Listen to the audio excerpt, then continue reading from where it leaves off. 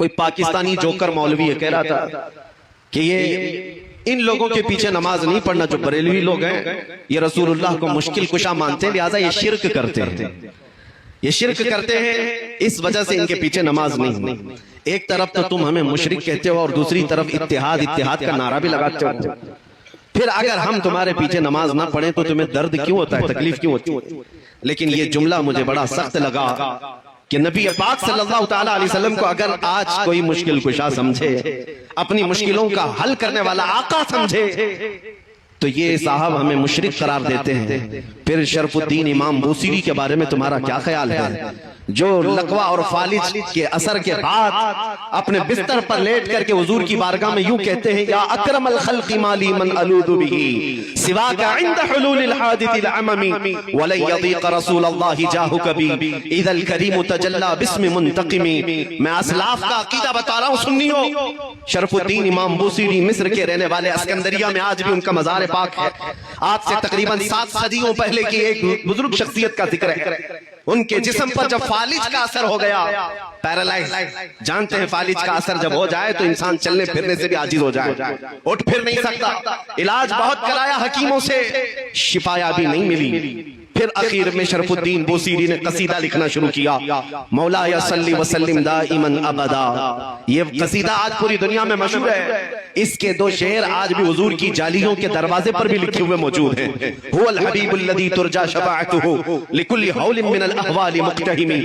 170 اشعار لکھے روتے روتے، اور اس کے بعد جب نیند لگ گئی، آنکھیں بند ہوئی، تو رات عظیم رات تھی کہ سرور کائنات خواب میں تشریف لاتے ہیں، تاجدار مدینہ صلی اللہ تعالیٰ علیہ وسلم تشریف لاتے ہیں اور پوچھتے ہیں، شرف الدین تجھے کیا ہوا؟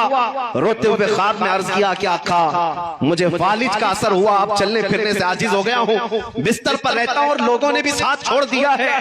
نبی کریم صلی اللہ تعالیٰ علیہ وسلم نے ارشاد فرمایا، شرف الدین بوصیری تو نے جو قصیدہ ہماری شان میں لکھا وہ ہمیں بھی تو سناؤ۔ انہوں نے اپنا قصیدہ لکھا تھا، لیکن جو پہلا شعر ہے، پہلا مصرع، اس کا ایک ہی مصرع ان سے بن پایا تھا، دوسرا مصرع نہیں بنا تھا۔ مولا صلی وسلم دائما ابدا، بس اتنا ہی مصرع بنا تھا، دوسرا نہیں تھا۔ وہ خواب میں میرے آقا کو سناتے رہے، مولا صلی وسلم دائما ابدا، رک جاتے، نبی پاک نے ارشاد فرمایا، بوصیری اس کا اگلا مصرع میری جانب سے ہے، علی حبیبک خیر الخلق کلہم۔ اور اس کے بعد ان کے جسم پر اپنا ہاتھ پھیرا اور رات کو اپنی ایک چادر اٹھا کر شرف الدین بوصیری کو عطا کیا۔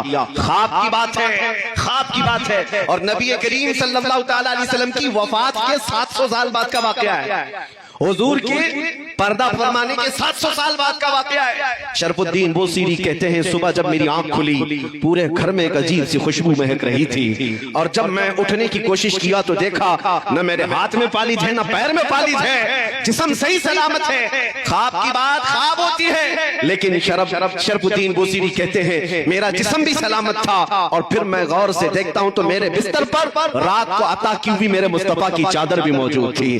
700 سال بعد وہ نبی مشکل کشائی کرتے ہیں۔ یہی بزرگوں کا عقیدہ لے کر کے بریلی کے امام نے ہمیں عقیدہ دیا تھا، ان کے اپنے پیٹ سے لایا ہوا عقیدہ نہیں ہے، بریلی کا عقیدہ وہی ہے جو صحابہ کا عقیدہ تھا۔ ایک صحابیہ اپنے بیٹے کو لے کر کے آئی بارگاہ مصطفیٰ میں، کہا یا رسول اللہ یہ بولتا نہیں ہے، یہ گونگا ہے، بچپن سے نہیں بولتا، اس کے لیے کچھ فرمائیں۔ 8 سال کا ہو گیا، بولنے کی طاقت نہیں ہے، اب دوا کیا کی جائے؟ جس کی زبان چلتی ہی نہ ہو، پیدائشی بولتا نہ ہو۔ نبی پاک کے پاس جب وہ خاتون آئی، میرے عزیزو آج ان لوگوں سے پوچھو وہ خاتون کیوں رسول اللہ کے پاس گئیں؟ ارے زبان دینا تو اللہ کا کام ہے، قوت گویائی اللہ بخشتا ہے۔ صحابیہ تو مصطفیٰ کے دربار میں آئی ہے یہ عقیدہ دینے کے لیے، دیتا اللہ ہی ہے، دروازہ مصطفیٰ کا ہوتا ہے، کیونکہ میرے آقا نے فرمایا ہے انما انا قاسم واللہ یعطی، اللہ دیتا ہے اور میں تقسیم کرتا ہوں۔ وہ صحابیہ قریب آئیں حضور پاک صلی اللہ علیہ وسلم کے پاس اپنا بیٹا لے کر کے، حضور نے کیا علاج فرمایا؟ نبی کریم صلی اللہ تعالیٰ علیہ وسلم نے کیا علاج فرمایا؟ کچھ نہیں، اس چھوٹے سے ننھے سے بچے کو قریب بلایا اور پوچھا اس بچے سے کہ من انا، بیٹے اے لڑکے بتا میں کون ہوں؟ وہ جو پیدائشی گونگا تھا وہ بچہ بول پڑا اشہد انک محمد رسول اللہ، میں گواہی دیتا ہوں کہ آپ محمد صلی اللہ علیہ وسلم اللہ کے رسول ہیں۔ اسی عقیدے کو ہمارے امام نے فرمایا تھا، کون دیتا ہے دینے کو منہ چاہیے، دینے والا ہے سچا ہمارا نبی۔